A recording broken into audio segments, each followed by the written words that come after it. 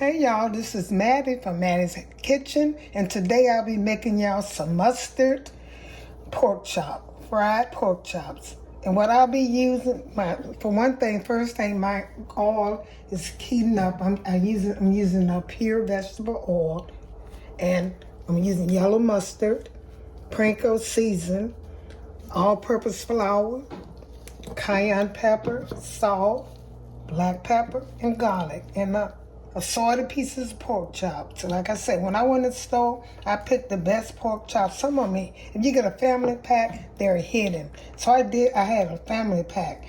And I got the first two be looking good, but meat, when you go into the store now, meat, a good piece of meat is kind of hard to find.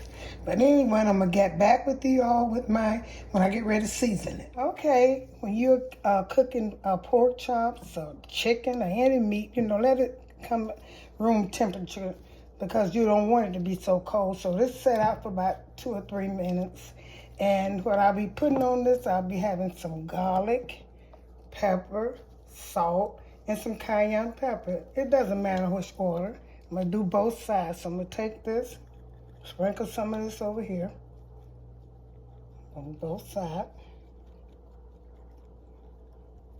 Okay, good. Sprinkle them really good. Because pork chops, I don't never put, some people put a lot of stuff in it. I don't. I just put maybe 4 or 5 seasonings. And that's it. Because I do want pork chops. I don't want nothing to change it. So I'm putting this pepper. Are you all ready for Thanksgiving? It's time to start getting that turkey and checking out my videos. I got a lot of them dealing with Thanksgiving, dinner, all kinds. Like turkey, I got turkey all kind of ways. And that fall off the bone turkey is good. What I'm going to do, I'm going to mash this in.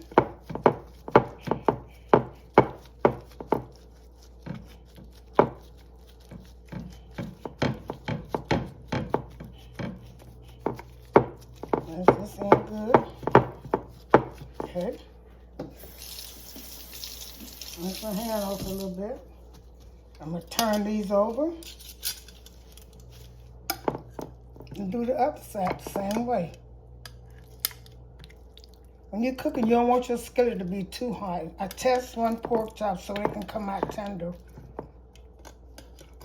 Turn this one over, okay? I'm gonna do this next side the same way. Do this side the same way. Start with the pepper, put all this over it. Did y'all see my Reuben sandwich? My last video I did was a Reuben sandwich. It was so good. I cooked it. I made my Russian dressing. I did everything from scratch, and it was so good. And oh boy, that sauce I did was melt in your mouth. Check it out. Okay, put some garlic. And the salt. Okay, I'm gonna mash this down same way. I'm gonna set this aside and get ready for my flour, for my dusting. While my skillet is still getting hot. I'm gonna let this set, let this rest, And if you wanted to, you can put some, I might put some Szechuan seasoning on this. I'm gonna get it. I'll probably put some on them, let y'all see that. I forgot about it, but that tastes good on pork chops and chicken and stuff. Okay, I'm gonna get back with you all. Okay, I put a little of my Szechuan seasoning on there, like I said, and I let this rest in the refrigerator for about a few minutes, let it marinate so the season can go into the meat. Now I'm getting ready to put some mustard on here. With all this season, you don't need to season your dust and stuff. I'm gonna rub all of this in. Rub it in with this hand. Sides, rub it in really good. This is some hot grease, flour dusting, some hot grease with some seasoned breadcrumbs, and you're good to go.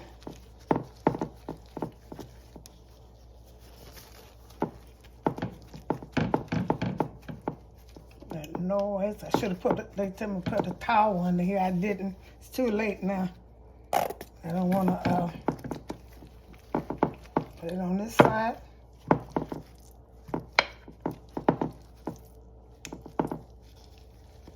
I don't feel like changing gloves. This is funny.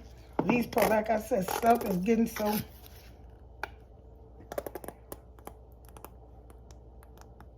Meat's not meat no more. Nothing is.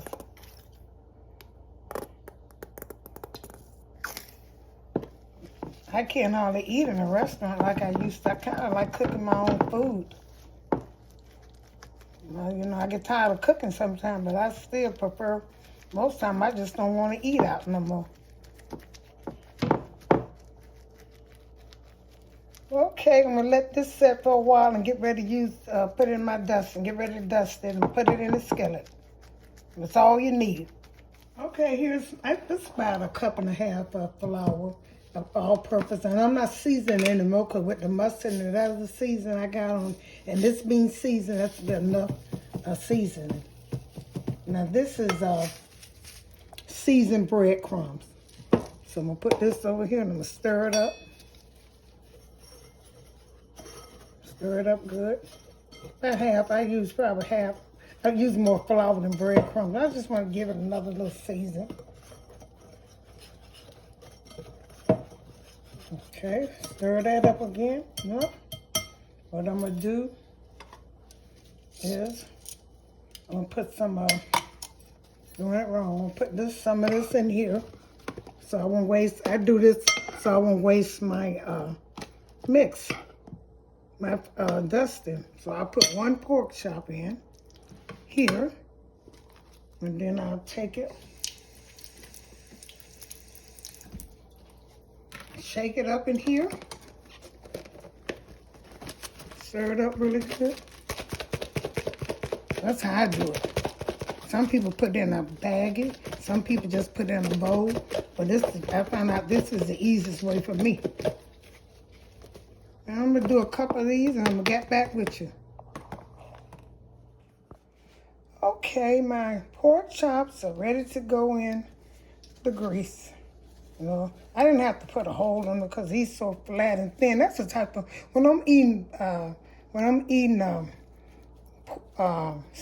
starch with my pork chops, I like for my pork, cut this a little hotter. It's not hot enough. I like for my pork chops to be thin. Stretch it out in there and let it get a little bit warm. I like for mine to be thin. And in fact, I don't like thick pork chops, no way. Make sure you dust all the, I'm cooking about 4, and I don't need, but make sure you shake them when you dust them. And I use garlic, salt, pepper, sazon, and what else I use? And paprika. And when I season it with, I use all-purpose flour, and also used some seasoned Panko breadcrumbs.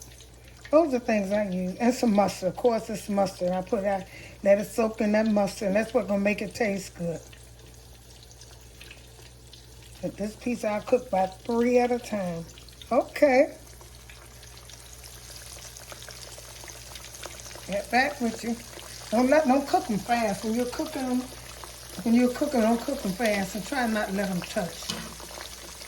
I see these doing right. They're doing right good. I'm gonna cut them down just a little bit. All you want to do is brown good.